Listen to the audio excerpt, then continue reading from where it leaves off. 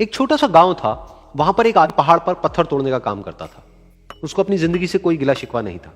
पूरा दिन वो काम करता, मेहनत करता, दिन के एंड में जो थोड़ा बहुत पैसा मिलता वो जा करके अपने परिवार के साथ में थोड़ा सा टाइम स्पेंड करता और चैन से सो जाता। तो एक दिन रोज की तरह वो अपना काम खत्म करके अपने घर की तरफ जा रहा था।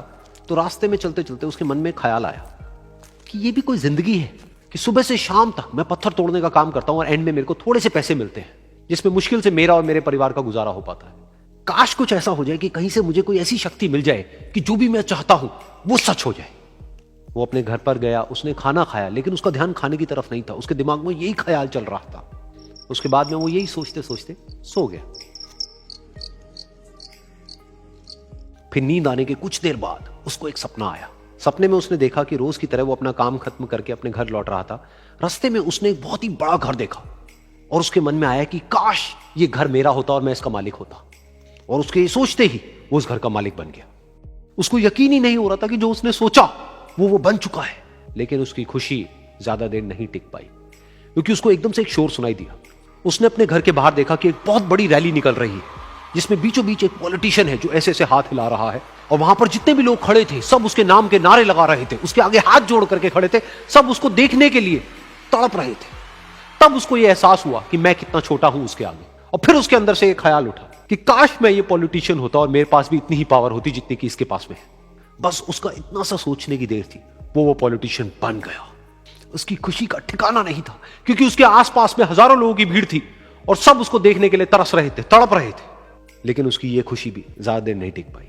धूप बहुत ही तेज थी और उस पॉलिटिशियन को आदत नहीं थी इतनी गर्मी में रहने की। तो उस धूप की वजह से उसको चक्कर आ गए और वो बेहोश होकर के गिर गया। फिर उसको एहसास हुआ कि ये पॉलिटिशियन सबसे ताकतवर नहीं है, ये जो सूरज है ये सबसे ताकतवर है। और उसके मन में आया कि काश मैं ये सूरज बन जाऊं तो मेरे आगे कोई नहीं टिक पाएगा। और उसका इतना सा सोचने की देर थी और वो सूरज बन गया।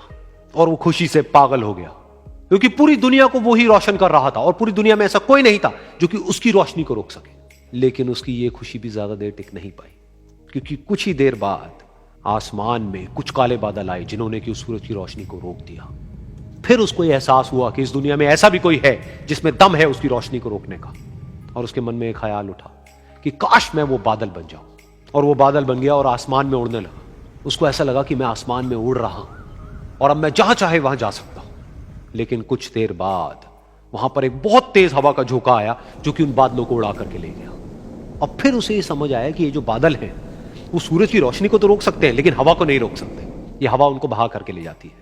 फिर उसके मन में आया कि काश मैं ये हवा बन जाऊं। और वो हवा बन गया। हवा बनने के बाद में उसको अपने अंदर एक अलग ही ऊर्जा का अनुभव हुआ।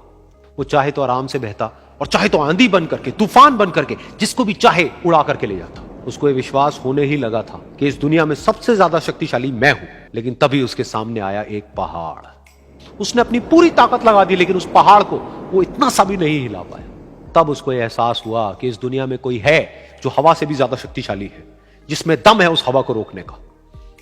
फिर उसके मन में आया कि काश मैं ये पहाड़ होता। और वो पहाड़ बन गया। लेकिन हर बार की तरह इस बार भी उसकी खुशी ज्यादा देर तक नहीं टिक पाई। उसको एक जानी पहचानी सी आवाज सुनाई दी और साथ ही साथ उसको दर्द होने लगा, जैसे कि कोई है जो उसको तोड़ रहा है, उसको मार रहा है। तो दर्द से वो चीखने लगा और उसके मन में आया कि काश मैं वो बन जाऊं क्योंकि इस पहाड़ को तोड़ने का दम रखता है। लेकिन इस बार उसकी एक ख्वाहिश पूरी नहीं हुई। वो रोने लगा, चीखने लगा, चिल्लाने लगा। उसने अपनी पूरी जान लगा दी लेकिन इस बार वो नहीं बन पाया। उसका दर्द बढ़ता ही चला जा रहा था और दर्द की वजह से एकदम से उसकी नींद खुली और सामने शीशा था। उसने शीशे में देखा और उसको समझ आया कि सपने में मैं वो क्यों नहीं बन पा रहा था जो मैं बनना चाहता था, क्योंकि असलियत में मैं वो ही हूं।